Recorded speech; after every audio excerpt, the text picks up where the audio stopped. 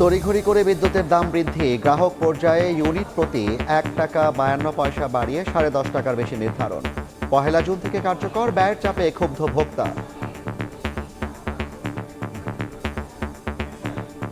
গ্যাসের দাম বাড়ছে, কারেন্টের দাম বাড়ছে, সবকিছুর তো দাম বাড়ছে। একটা জিনিসের দাম বাড়লে সব জিনিসের দাম বাড়ে। আমাদের তো আর বেতন বাড়তেছে না, নিয়ন্ত্রণের বাইরে গেলে মানুষ তো মনে করেন চলতে পারবো না। সব সরকারে আমাদেরকে আশা দেয়, আসলে যখন তারা সংসদে বসে তখন ওই অতীতের মতোই চলে। ভর্তি কমাতে হবে, একই সঙ্গে আবার ভোক্তার স্বার্থ দেখতে হবে। 15% বাড়িয়েছে, যাতে যারা লাইফ লাইনে যারা ভোগ করে, নিম্ন আয়ের যারা ভোক্তা, তারা যেন সুবিধাটা পায়।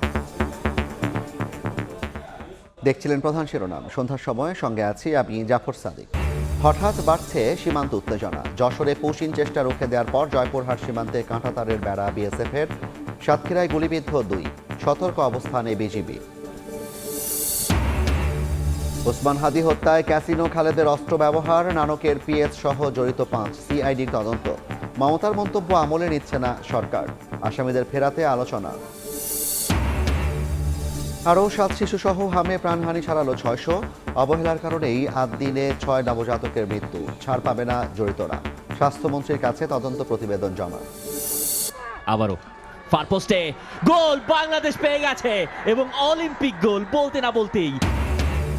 ঋতুপর্ণা সাগরিকার নৈপুণ্যে নারী সাফের হ্যাট্রিক শিরোপার আরও কাছে বাংলাদেশ। নেপালকে 2-1 ব্যবধানে হারিয়ে ফাইনালে লাল সবুজ।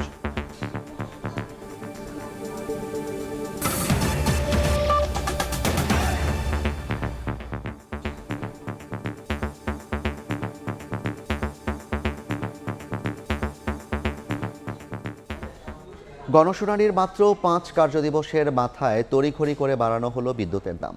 গ্রাহক পর্যায়ে ইউনিট প্রতি গড় দাম ৳1.52 বা 16.68% বাড়ালো বিইআরসি। সংস্থাটির চেয়ারম্যান জানান, বাজেট সামনে রেখে গ্রাহক ও পাইকারি পর্যায়ে নতুন দাম ঘোষণা করা হয়েছে, যা পহেলা জুন থেকেই কার্যকর হবে। এদিকে বিদ্যুতের দাম বাড়ানোয় ক্ষুব্ধ জীবনযাত্রার ব্যয়ের চাপে থাকা গ্রাহকেরা। জ্বালানির দাম বৃদ্ধির মধ্যে এবার সাধারণ মানুষের কাঁধে নতুন বোঝা। অনেকটা তাড়াহুড়া করেই বাড়ানো হলো বিদ্যুতের দাম। বিদ্যুতের উৎপাদন গণশুনানির মাত্র 13 দিন বা 5 কার্যদিবসের মাথায় নজিরবিহীন দ্রুততায় বুধবার বিদ্যুতের দাম বাড়ানোর ঘোষণা দেয় Bangladesh energy regulatory commission BERC. পাইকারি পর্যায়ে প্রায় 20%, সঞ্চালন চার্জ 24% ও গ্রাহক পর্যায়ে বিদ্যুতের গড় দাম বাড়ানো হয় 16.68% বা ইউনিট প্রতি ৳1.52। নতুন এ দাম কার্যকর হচ্ছে পহেলা জুন থেকেই। নতুন দাম অনুযায়ী আবাসিকে নিম্ন আয়ের গ্রাহকদের ইউনিট প্রতি বাড়তি দাম গুনতে হবে 69 পয়সা। অন্য আবাসিক গ্রাহকদের ক্ষেত্রে বাড়ানো হয়েছে সর্বোচ্চ ৳2.74 পর্যন্ত। বিদ্যুৎ বিভাগের প্রস্তাবিত দাম বৃদ্ধির সঙ্গে খুব একটা তফাৎ দেখা যায়নি বিইআরসির আদেশে। এমন অবস্থায় গণশুনানির মূল্য থাকলো কোথায়, প্রশ্ন ওঠে সংবাদ সম্মেলনে। এটা তো কোনো চাপ ছিল না। অবশ্যই জুন মাস এটা বাজেটের মাস, একটা বাজেট পেশ হবে আগামী 11 তারিখে। সো এই জিনিসটা আমাদের মাথায় ছিল যে বাজেটের আগে এটা দেওয়া ঠিক হবে। যদিও বিইআরসি চেয়ারম্যান আশা প্রকাশ করেন, রূপপুর পারমাণবিক কেন্দ্র থেকে বিদ্যুৎ সরবরাহ শুরু হলে কমবে বিদ্যুতের গড় উৎপাদন ব্যয়, যার সুফল পাবেন গ্রাহকরা। রূপপুর পারমাণবিক বিদ্যুৎ কেন্দ্র যদি উৎপাদনে আসে এবং যদি রিনিউয়েবল যে টার্গেট আমরা অ্যাচিভ করতে পারি, তাহলে দেখা যাবে যে কস্টলি যে বিদ্যুৎ কেন্দ্রগুলো সেগুলো চালানোর আর প্রয়োজন পড়বে না। এবং এর মধ্যে যদি আমরা ক্যাপাসিটি চার্জ কমাতে পারি, তো নিঃসন্দেহে প্রোডাকশন কস্ট কমবে। এই বিষয়গুলো আমরা নির্দেশনা দেবো যাতে ক্যাপাসিটি পেমেন্টটা হ্রাস পায়। কারণ বিদ্যুতের যে খরচ আছে, উৎপাদন খরচ, বেশ উল্লেখযোগ্য অংশ কিন্তু এই ক্যাপাসিটি চার্জ। সংবাদ সম্মেলনে বিইআরসি চেয়ারম্যান স্বীকার করেন, ভুল নীতির কারণে বেড়েছে বিদ্যুতের উৎপাদন ব্যয়। আরেক দফা দাম বাড়ায় নেতিবাচক প্রভাব পড়বে জনজীবনে। এদিকে বিদ্যুতের দাম বাড়ানোয় ক্ষুব্ধ জীবনযাত্রার ব্যয় নিয়ে চাপে থাকা গ্রাহকেরা। এই দেশে কোনো কিছুর দাম কমতেছে না, শুধু বাড়তেছে। সব সরকারে আমাদেরকে আশা দেয়, আসলে যখন তারা সংসদে বসে ওই অতীতের মতোই চলে। কামাইটা তো আর বাড়তি হচ্ছে না, কিন্তু আমাদের তো খরচাটা বেশি হয়ে যাচ্ছে। সব জিনিসেরই দাম, নিয়ন্ত্রণের বাইরে গেলে মানুষ তো মনে করেন চলতে পারবো না। আমরা দিন আনি দিন খাই। গ্যাসের দাম বাড়ছে, কারেন্টের দাম বাড়ছে, সবকিছুর তো দাম বাড়ছে। একটা জিনিসের দাম বাড়লে সব জিনিসের দাম বাড়ে। বিইআরসি বলছে, দাম বাড়ানোর পরও বিদ্যুৎ খাতে ভর্তুকি দিতে হবে 41,000 কোটি টাকা। ফারুক ভিয়া, রবিন, সময় সংবাদ, ঢাকা। বাংলাদেশ ভারত সীমান্তে হঠাৎই ছড়িয়ে পড়েছে উত্তেজনা। যশোরে পুশিন চেষ্টা রুখে দেওয়ার পর জয়পুরহাট সীমান্তে আন্তর্জাতিক আইন লঙ্ঘন করে কাঁটাতারের বেড়া দিয়েছে বিএসএফ। অন্যদিকে সাতক্ষীরা সীমান্তে ভারতীয় বাহিনীর গুলিতে আহত হয়েছে 2 বাংলাদেশি। এ অবস্থায় টহল জোরদারের পাশাপাশি সীমান্তে সতর্ক অবস্থানে রয়েছে বিজিবি। অস্ত্র হাতে সীমান্তে অতন্ত্র প্রহরী, পুশিন সহ যে কোনো অপচেষ্টা রুখতে সতর্ক অবস্থানে বিজিবি, চলছে দিনরাত টহল। বুধবার ভোরে বেনাপোলের সাদিপুর সীমান্তে বিজিবির তৎপরতায় পিছিয়ে যেতে বাধ্য হয় পুশিনের চেষ্টায় থাকা বিএসএফ এর সদস্যরা। শূন্যরেখা থেকে 15 জনের দলকেও সরিয়ে নেয় তারা। পরে বিজিবির পক্ষ থেকে ড্রোন উড়িয়েও তাদের উপস্থিতি দেখা যায়নি। বাহিনীর অতিরিক্ত সদস্য প্রত্যাহার করে টহল স্বাভাবিক রেখেছে বিজিবি। কাঁটাতারে বেড়ার এই পাশে বিএসএফ কিছু অনুপ্রবেশকারী বাংলাদেশের ভিতরে ঢুকাই দিয়েছিল। আমরা আতঙ্কিত এলাকাবাসী, তারা কিন্তু কখনোই সীমান্ত রেখা ক্রস করতে আমরা দেইনি। টহল যেরকম থাকার কথা ঠিক সেরকমই আছে। এই অবস্থায় সীমান্ত এলাকা পরিদর্শনে যান এনসিপি নেতা নাসিরউদ্দিন পাটোয়ারি। এই সময় সীমান্ত হত্যার বিচারের জন্য আন্তর্জাতিক আদালতে মামলা করতে সরকারের প্রতি আহ্বান জানান তিনি। বিচার ছাড়াই যখন বাংলাদেশিদেরকে সীমান্তে ধরে ধরে হত্যা করেন, তাহলে সার্বভৌমত্ব বলে আছে যে কিছু, এটা বাংলাদেশের মানুষ আর আপনাদের ফাঁকা বুলি এখন আর বিশ্বাস করে না। সরকারকে বলবো আন্তর্জাতিক আদালতে যাওয়ার জন্য। এর আগে রোববার রাতে ভারতের হরিদাসপুর এলাকায় 3টি ট্রাকে করে 150 শতাধিক মানুষকে জড়ো করে বিএসএফ। এই সময় যশোর 49 ব্যাটালিয়নের টহল দলের বিজেপি সদস্যরা তাদের আটকে দেয়। জয়পুরহাট সীমান্তেও চলছে উত্তেজনা। 26 মে থেকে 1 জুন পর্যন্ত আন্তর্জাতিক আইন লঙ্ঘন করে বিএসএফ সদস্যরা পাঁচবিবির ঘোড়াপাড়া সীমান্তে অন্তত 50 মিটার কাঁটাতারে বেড়া দিয়েছে। এই নিয়ে এলাকায় উত্তেজনা ছড়িয়ে পড়েছে। গরু ছাগল নিয়ে জমিতে ঘাস খাওয়ানোর জন্য যখন নিয়ে যায়, তখন সেক্ষেত্রে দেখা যায় বিএসএফ এর আমাদের উপর অতর্কিত হামলা করে। আমরা যখন রাতে আদারে থাকি, ওরা ওখান থেকে হয়ে চিল্লাপাল্লা করে। এর একটা স্থায়ী সমস্যার সমাধান চাই। এদিকে সাতক্ষীরায় বিএসএফ এর গুলিতে গুরুতর আহত হন কালীগঞ্জের শীতলপুর গ্রামের মহিউদ্দিন ও শাহিন। স্বজনরা জানান, প্রায় 1 বছর আগে ভারতে যান তারা। সেখানে তামিলনাড়ু রাজ্যে রাজমিস্ত্রির কাজ করছিলেন। ঈদের ছুটিতে বুধবার ভোরে সীমান্ত পেরিয়ে দেশে ঢোকার সময় বিএসএফ এর সদস্যরা তাদের লক্ষ্য করে গুলি ছোড়ে। এতে দুজনই গুলিবিদ্ধ হন। ফাহরিয়া ফারজানা, সময় সংবাদ। পশ্চিমবঙ্গে বিজেপি সরকারের ক্ষমতা নেওয়ার মাস না পেরোতেই সীমান্ত উত্তেজনাকে তাদের অভ্যন্তরীণ ফায়দা হাসিলের কূটচাল হিসেবে দেখছেন বিশেষজ্ঞরা। ভারত থেকে নাগরিকদের বাংলাদেশে ঠেলে পাঠানোর চেষ্টা শেষ পর্যন্ত সফল হবে না বলেও মনে করেন তারা। তবে সাম্প্রতিক উত্তেজনা নিরসনে দ্বিপক্ষীয় আলোচনা জোরদারের পরামর্শ বিশ্লেষকদের। যশোরের বেনাপোল সীমান্তের শূন্য রেখায় 2 দিন ধরে আটকে ছিলেন নারী ও শিশু সহ বেশ কয়েকজন। তাদের বাংলাদেশের ভেতরে ঠেলে পাঠানোর চেষ্টা করে ভারতীয় সীমান্তরক্ষী বাহিনী বিএসএফ। বর্ডার গার্ড বাংলাদেশ বিজিবির কঠোর অবস্থানে শেষ পর্যন্ত পিছু হটতে বাধ্য হয় তারা। প্রবেশ করতে পারেননি বাংলাদেশে। এমন ঘটনায় উত্তেজনা বিরাজ করছে সীমান্তে। বাংলাদেশের সাতক্ষীরা সংলগ্ন ভারতের হাকিমপুর সীমান্তে অবৈধভাবে দেশটিতে যাওয়া কয়েকশো কথিত বাংলাদেশি ফেরার জন্য জড়ো হয়েছেন বলেও জানা গেছে। অবৈধ অনুপ্রবেশ সহ সাম্প্রতিক নানা ঘটনায় বাংলাদেশ ভারত সীমান্তের উত্তেজনা অনেকটা ধারাবাহিক রূপ নিয়েছে বলেই মনে করেন বিশ্লেষকরা। পুশিনকে অভ্যন্তরীণ রাজনৈতিক সুবিধা লাভের জন্য বিজেপির অপচেষ্টা হিসেবে দেখছেন এই নিরাপত্তা বিশ্লেষক। বিজেপি ক্ষমতায় আসার জন্য এইটা একটা ইলেকশনের, একটা নির্বাচনের একটা চাল ছিল, যে লক্ষ লক্ষ বাংলাদেশি এখানে ঢুকে গেছে, আমরা এদেরকে বিতাড়িত করব আমাদের। এবং তারা এই স্লোগান দিয়ে তারা নির্বাচনে জিতে আসছে। বলা হচ্ছিল লক্ষ লক্ষ লোক আসবে। আমার মনে হয় না এই ধরনের কোনো প্রোগ্রাম তারা করবে বা করতে পারবে। এভাবে হাইপ তুলে তারা যেটা করছে, এটা তাদের আভ্যন্তরীণ রাজনীতির জন্য এবং কোনোভাবেই বাংলাদেশ ভারতের সম্পর্কের উন্নয়নের ক্ষেত্রে কোনো পজিটিভ পদক্ষেপ নয়। ভারত ও বাংলাদেশের সীমান্তরক্ষী বাহিনীর মধ্যে মহাপরিচালক পর্যায়ের বৈঠকের আগে এই ধরনের ঘটনা প্রশ্নের জন্ম দিয়েছে। এর মাধ্যমে ভারত মূলত বাংলাদেশের কাছে কিছু সুবিধা চায় বলে মনে করেন এই বিশ্লেষক। ভারত বাংলাদেশের কাছ থেকে অনেক ধরনের ফেভার চায়, তার প্রয়োজন এই ফেভারগুলো, এবং এই ফেভারগুলো সে আদায় করার জন্য আসলে যে পদ্ধতি অনুসরণ করে, আমি মনে করি এটা পদ্ধতিরই অংশ। সেটি হলো বাংলাদেশকে চাপে রেখে সে তার ফেভারগুলো আদায় করতে চায়, এবং এটি তারই অংশ। এবং এটি নতুন কোনো ঘটনা না, বিচ্ছিন্ন ঘটনা না। ভারত সবসময় নানান রকমভাবে বাংলাদেশকে চাপে রাখতে চায়। পুশিন ঠেকাতে সীমান্তে আর্টিফিশিয়াল ইন্টেলিজেন্স বা এআই ব্যবহারেরও পরামর্শ দিচ্ছেন বিশ্লেষকরা। পররাষ্ট্র মন্ত্রণালয় বা সরকার। বুলবুল রেজা, সময় সংবাদ, ঢাকা। ওসমান হাদি হত্যায় ব্যবহার করা হয় ক্যাসিনো খালেদের অস্ত্র। অস্ত্রের যোগানদাতা চট্টগ্রামের মাজেদুল হেলালকে গ্রেফতারের পর জিজ্ঞাসাবাদে এমন তথ্য পাওয়ার কথা জানিয়েছে সিআইডি। হত্যায় নাম এসেছে সাবেক মন্ত্রী জাহাঙ্গীর কবির নানকের পিএস বিপ্লব সহ 5 জনের। সিআইডি বলছে ভারতে গ্রেফতার ফয়সাল সহ 3 জনকে ফেরালেই উদ্ঘাটন হবে পুরো রহস্য। এদিকে মমতার বক্তব্য আমলে না নিয়ে আসামিদের ফেরাতে কাজ চলছে বলে জানিয়েছেন পররাষ্ট্র প্রতিমন্ত্রী। মাসুদুর রহমানের রিপোর্ট। ভারতের পশ্চিমবঙ্গে বিধানসভা নির্বাচনে ভরাডুবির পর প্রথম রাজনৈতিক কর্মসূচিতেই বাংলাদেশের ওসমান হাদি হত্যা নিয়ে বিস্ফোরক মন্তব্য করেন তৃণমূল কংগ্রেস সভাপতি মমতা বন্দ্যোপাধ্যায়। হোম মিনিস্টার নিজে আমাকে ফোন করে বলছেন এতদিন তো কই আমি বলিনি, মুখ করিনি, কারণ এটা জানে আমি এখনো নামটা বলছি না ভদ্রতা করে, বাংলাদেশের লোক উত্তাল হয়ে যাবে। মমতা বন্দ্যোপাধ্যায়ের এই বক্তব্যের পর আবারও আলোচনায় বাংলাদেশের ইনকিলাব মঞ্চের মুখপাত্র শহীদ শরীফ ওসমান হাদির হত্যাকাণ্ড। ডিবি থেকে অধিকতর তদন্তের জন্য মামলাটি সিআইডিতে আসার পর গত 5 মাস ধরে সিআইডি নতুন কি তথ্য সামনে আনতে পেরেছে সেটি আজকে তুলে ধরার চেষ্টা করব। রাজধানীর পল্লবীর সাবেক কাউন্সিলর বাপ্পিকে মাস্টার মাইন্ড উল্লেখ করে 17 জনের নামে গত 6 জানুয়ারি হাদি হত্যা মামলায় অভিযোগপত্র দেয় ডিবি। বাদীর নারাজিতে 15 জানুয়ারি থেকে মামলাটি অধিকতর তদন্তে নামে সিআইডি।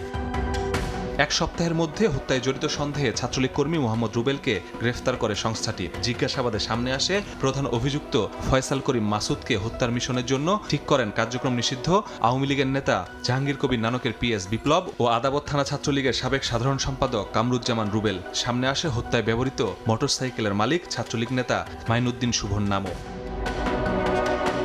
নরসিংদী থেকে উদ্ধার অস্ত্রের ফরেনসিক করা হয় সিআইডির ল্যাবে। প্রমাণ মেলে হত্যায় ব্যবহার হয়েছে সেটি। এবার অস্ত্রের গায়ের নম্বরের সূত্র ধরে ঢাকায় 2টি ও চট্টগ্রামে একটি দোকানে অভিযান চালিয়ে অস্ত্র ব্যবসায়ী মাজেদুল হক হেলালকে গ্রেফতার করা হয়। মাজেদ আদালতে জবানবন্দি দেন অস্ত্রটি দিয়েছিলেন যুবলীগ নেতা খালেদ মাহমুদ ভুইয়াকে। সন্দিগ্ধ একজনকে আমাদের তদন্তকারী কর্মকর্তা অ্যারেস্ট করতে সক্ষম হয়, তার 164 ধারায় জবানবন্দি নেওয়া হয় এবং এই মামলায় যে অস্ত্র সরবরাহকারী তাকেও অ্যারেস্ট করে, তারও 164 ধারায় জবানবন্দি নেওয়া হয়। হত্যাকাণ্ডের ব্যবহৃত মোটরসাইকেলটির মালিক তাকেও আমরা শনাক্ত করতে সক্ষম হই। সিআইডি বলছে ডিবির তদন্তে 17 জনের পাশাপাশি তারা আরও 6 জনের নাম পেয়েছে। তদন্ত শেষ পর্যায়ে। আমাদের সাইড থেকে মোটামুটি ধরতে পারেন যে আমরা একটা পর্যায়ে চলে এসেছি। বন্দি প্রত্যর্পণ চুক্তি অনুযায়ী ফিরিয়ে আনার জন্য আমাদের সিআইডির পক্ষ থেকে সকল যোগাযোগ করা হয়েছে। তাকে আমাদের কাছে পাই, ইন্টারোগেট করে স্বল্পতম সময়ের মধ্যেই আমরা চার্জশিট দিতে সক্ষম হব। এদিকে পররাষ্ট্র প্রতিমন্ত্রী জানিয়েছেন ভারতে গ্রেফতার হাদির হত্যাকারীদের ফেরাতে কাজ চলছে, আমলে নেওয়া হচ্ছে না বাইরের কারো বক্তব্য। পরাজিত একজন নেতা একটা কথা বলেছে, that is not our matter. স্বরাষ্ট্র মন্ত্রণালয় এবং পররাষ্ট্র মন্ত্রণালয় তুমি কাজ করছে। কূটনৈতিক চ্যানেলে অভিযুক্তদের দেশে ফিরিয়ে বিচারের মুখোমুখি করতে চায় সরকার। মাসুদুর রহমান, সময় সংবাদ, ঢাকা। আরও 7 শিশুসহ হামে প্রাণহানি ছাড়ালো 600। নতুন করে হাসপাতালে ভর্তি করা হয়েছে 1265 জনকে। টিকা কার্যক্রমের 2 মাস পরও কমেনি মৃত্যুর সংখ্যা। কারণ হিসেবে নিউমোনিয়া, শ্বাসকষ্ট সহ অন্যান্য জটিল রোগকে দায়ী করছেন চিকিৎসকরা। জনবহুল এলাকা থেকে শিশুদের দূরে রাখার পরামর্শ তাদের। শিশুদের শরীরে হামের টিকা কার্যকর হতে সময় লাগে 4 সপ্তাহ। সরকারি উদ্যোগে টিকা কার্যক্রমের সময় 2 মাস পেরোলেও এখনও কমেনি আক্রান্ত ও মৃত্যুর সংখ্যা। প্রতিদিন হাসপাতালে ভিড় করছে দেশের বিভিন্ন প্রান্ত থেকে আসা হামে আক্রান্ত শিশুরা।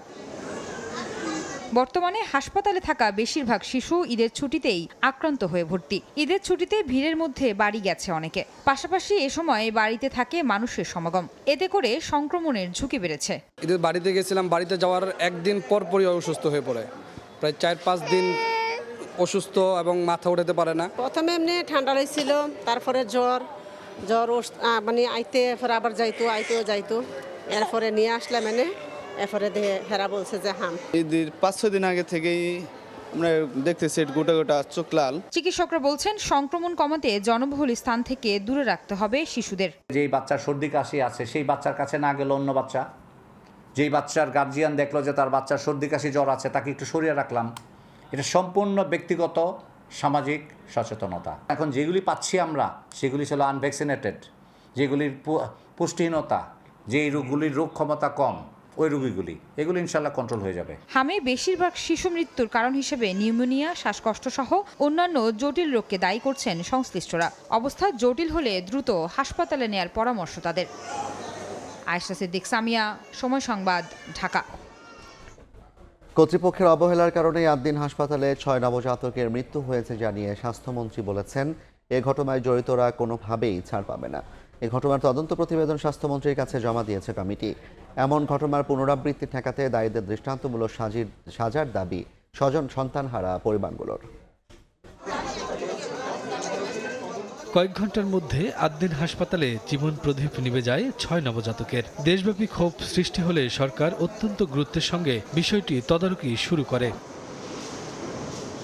ঘটনার পরপরই স্বাস্থ্য মন্ত্রণালয় ও স্বাস্থ্য অধিদপ্তরের আলাদা দুটি তদন্ত কমিটি মাঠে নামে। প্রাথমিক অনুসন্ধানে পোস্ট ডেলিভারি ও পোস্ট অপারেটিভ ওয়ার্ডে বাতাস চলাচল ব্যবস্থার সীমাবদ্ধতা ও পরিবেশগত ত্রুটি মিলেছে। ধারণা করা হচ্ছে শীতাতপ নিয়ন্ত্রিত যন্ত্র দীর্ঘ সময় বন্ধ থাকায় অক্সিজেনের ঘাটতিতে শ্বাসকষ্টে মৃত্যু ঘটতে পারে শিশুদের।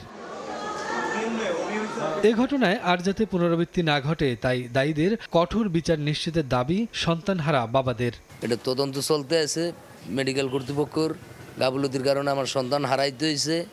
আর কারো যেন সন্তান না হারায়, আর কারো যেন যে বাবা হারা না হয়, কেউ যেন মা হারা না হয়। আইনীয় যে বিষয়টা এটা ওনারা 100% দিয়ে ট্রাই করবে, জানি এভাবে জানি আর কারো বাচ্চা এরকম 3 দিনের বাচ্চা জানি না মারা যায়। বাংলাদেশের যিনি অভিভাবক এখন প্রধানমন্ত্রী আছে তার হস্তক্ষেপ কামনা করব, যাতে একটি সঠিক বিচারের আওতায় এনে যেন বাংলাদেশে আরও যে সকল হাসপাতাল আছে যেন পরবর্তীতে সবাই সচেতন হয়। এদিকে সচিবালয়ের স্বাস্থ্যমন্ত্রী বলেন, আদ্দিন হাসপাতালে 6টি নবজাতক অবহেলার জন্যই মারা গেছে। এই অপরাধে দায়ীদের কোনো ছাড় দেওয়া হবে না। ইট ইজ দ্য রিয়ালিটি যে 6টা বেবি সম্পূর্ণ অবহেলার কারণে মারা গিয়েছে এবং রাজুকো যে রিপোর্ট দিচ্ছে সেটাতে totally unauthorised internal structure.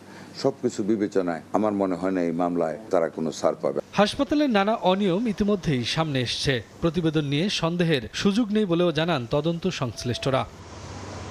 Shafiquzzaman Rubel, সময় সংবাদ, ঢাকা। সন্ধ্যার সময় আরও থাকছে।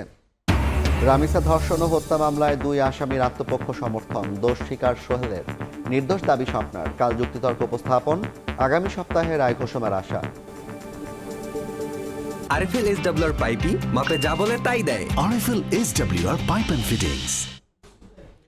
নারী সাফ চ্যাম্পিয়নশিপের খবর। হ্যাট্রিক শিরোপার আরও কাছে বাংলাদেশ। নেপালকে 2-1 গোলে হারিয়ে ফাইনালে উঠেছে লাল সবুজের প্রতিনিধিরা। রামিসা হত্যা মামলায় ঢাকার শিশু সহিংসতা দমন ট্রাইব্যুনালে আত্মপক্ষ সমর্থনের জবানবন্দিতে 2 রকম বক্তব্য দিয়েছেন আসামিরা। অপরাধ স্বীকার করে প্রধান আসামি সোহেল রানা ক্ষমা চাইলেও নির্দোষ দাবি করে অব্যাহতি চেয়েছেন তার স্ত্রী স্বপ্না বেগম। রাষ্ট্রপক্ষের অভিযোগ, বিচার প্রক্রিয়া দীর্ঘায়িত করতেই আসামিদের এমন কৌশল। আগামী সপ্তাহেই এ মামলার রায়ের আশা করা হচ্ছে।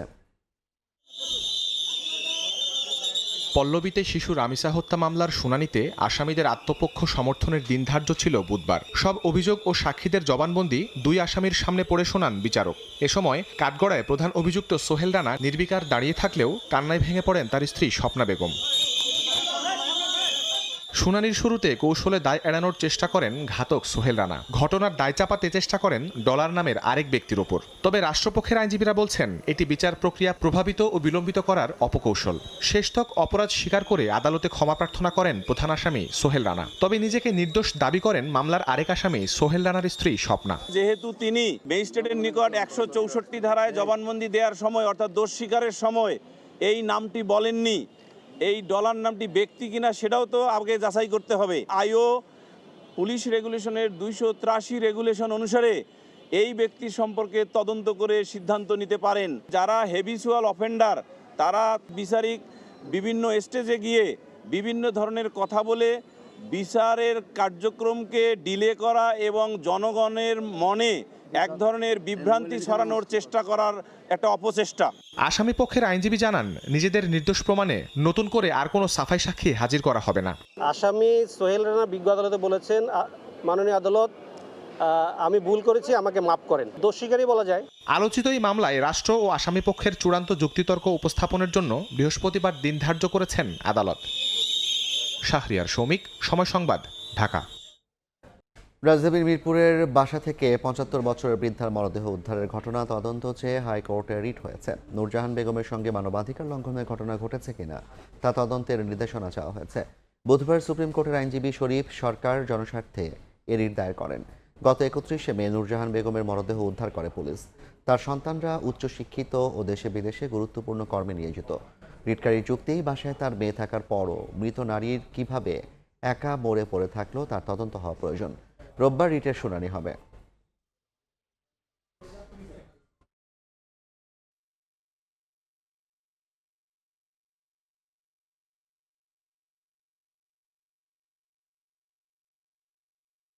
ঢাকাসহ অন্তত 40 জেলায় বইছে তাপপ্রবাহ। তীব্র গরমে জনজীবনে হাঁসফাঁস অবস্থা, বাড়ছে হিট স্ট্রোক ও অসুস্থতার ঝুঁকি। এ অবস্থায় বৃহস্পতিবার বৃষ্টির পূর্বাভাস দিয়ে আবহাওয়া অফিস বলছে, বৃষ্টিপাত শুরু হলে কিছুটা কমবে তাপমাত্রা। তীব্র গরমে অতিষ্ঠ রাজধানীবাসী। ব্যস্ত সড়ক কিংবা ফুটপাত সবখানেই গরমের প্রভাব স্পষ্ট। বুধবার ঢাকায় সর্বোচ্চ তাপমাত্রা রেকর্ড করা হয়েছে 35.7 ডিগ্রি সেলসিয়াস, কিন্তু তাপমাত্রা অনুভূত হচ্ছে 40 ডিগ্রির মতো। তীব্র গরমে জরুরি কাজ ছাড়া বাইরে বের হচ্ছেন না অনেকেই, আর যারা বের হচ্ছেন তাদের ভরসা ছাতা। একটু স্বস্তি পেতে রাস্তার পাশের দোকান থেকে কিনছেন শরবত, কিছুক্ষণ পরপর পান করছেন পানি। সহ্য করা যাচ্ছে না এরকম গরম। গরমে কোনো কিছুই ভালো লাগতেছে না, খুব অস্বস্তি লাগতেছে। আবহাওয়াবিদরা বলছেন, বৈশ্বিক জলবায়ু পরিবর্তনের পাশাপাশি এল নিনোর প্রভাবও এই অঞ্চলের তাপমাত্রা বৃদ্ধিতে ভূমিকা রাখছে। কালকে থেকে সারা বাংলাদেশে বৃষ্টিপাতের তীব্রতা আস্তে আস্তে করে একটু বৃদ্ধি পেতে পারে। এল নিনোর প্রভাবে বাংলাদেশের তাপমাত্রা স্বাভাবিক অপেক্ষা বেশি থাকবে। পর্যাপ্ত বৃষ্টি হলে কিছুটা কমবে গরমের তীব্রতা। তীব্র তাপপ্রবাহে জনজীবন বিপর্যস্ত। রাজধানী ঢাকা সহ সারা দেশের তাপমাত্রা স্বাভাবিকের চেয়ে বেশি থাকায় দুর্ভোগ পোহাতে হচ্ছে সাধারণ মানুষকে। আবহাওয়া অধিদপ্তর বলছে, কাল থেকে কমতে পারে তাপমাত্রা, রয়েছে বৃষ্টির সম্ভাবনাও। তবে বাংলাদেশকে তৈরি থাকতে হবে এল নিনোর প্রভাবের জন্য। নূরে জান্নাত, সময় সংবাদ, ঢাকা। ভারতের দিল্লিতে একটি হোটেলে ভয়াবহ অগ্নিকাণ্ডে অন্তত 21 জনের মৃত্যু হয়েছে, যাদের 17 জনই বিদেশি নাগরিক। 5 বাংলাদেশি সহ আহত হয়েছেন অনেকে। জীবিত উদ্ধার করা হয়েছে অন্তত 40 জনকে। এ ঘটনায় শোক প্রকাশ করেছেন দেশটির প্রধানমন্ত্রী নরেন্দ্র মোদী। বুধবার সকালে দিল্লির মালভিয়া নগরে একটি আবাসিক হোটেলে ভয়াবহ আগুন লাগে। 5তলা ভবনটিতে মুহূর্তে ছড়িয়ে পড়ে আগুন। আতঙ্কে শুরু হয় চিৎকার ও দৌড়াদৌড়ি। এ ঘটনায় বহু মানুষ হতাহত হয়েছেন। স্থানীয়দের তথ্য মতে প্রাণ বাঁচাতে অনেকে ভবনের জানালা দিয়ে লাফিয়ে পড়েন। ঘটনাস্থলে প্রায় 40 জন অবস্থান করছিলেন বলে জানা গেছে, যাদের মধ্যে বিদেশি নাগরিকরাও ছিলেন। অনেকে চিকিৎসার জন্য ভারতে এসেছিলেন। সকাল 9টার দিকে আগুন দেখতে পাই। আমি আর আমার বন্ধু ঘুরছিলাম। কয়েকজন ভবন থেকে লাফ দিয়েছেন, জানালা ভেঙে নিচে পড়ে গেছেন অনেকে। খবর পেয়ে দমকল বাহিনীর একাধিক ইউনিট দ্রুত ঘটনাস্থলে পৌঁছে উদ্ধার অভিযান শুরু করে। এ সময় কয়েকজনকে জীবিত উদ্ধার করা হয়। আগুন লাগার কারণ এখনো নিশ্চিত নয়। মিকাসা ইন হোটেলের বেসমেন্টে অবস্থিত একটি রেস্তোরাঁ থেকে আগুনের সূত্রপাত বলে জানিয়েছেন দমকল কর্মীরা। আগুন লাগার সময় অনেকেই ঘুমিয়েছিলেন বলে জানা গেছে। এ ঘটনায় শোক জানিয়েছেন ভারতের প্রধানমন্ত্রী নরেন্দ্র মোদী। নিহতদের 2 লাখ ও আহতদের 50,000 রুপি করে আর্থিক ক্ষতিপূরণের আশ্বাস দিয়েছেন তিনি। রাইসা জান্নাত, সময় সংবাদ। এ পর্যায়ের শীর্ষ সংবাদগুলো জানিয়ে দিচ্ছি আরেকবার। তড়িঘড়ি করে বিদ্যুতের দাম বৃদ্ধি। গ্রাহক পর্যায়ে ইউনিট প্রতি 1 টাকা 52 পয়সা বাড়িয়ে 10.5 টাকার বেশি নির্ধারণ। 1 জুন থেকে কার্যকর। ব্যয়ের চাপে ক্ষুব্ধ ভোক্তা। হঠাৎ বাড়ছে সীমান্ত উত্তেজনা। যশোরে পুশিন চেষ্টা রুখে দেওয়ার পর জয়পুরহাট সীমান্তে কাঁটাতারের বেড়া বিএসএফের। সাতক্ষীরায় গুলিবিদ্ধ 2, সতর্ক অবস্থানে বিজিবি।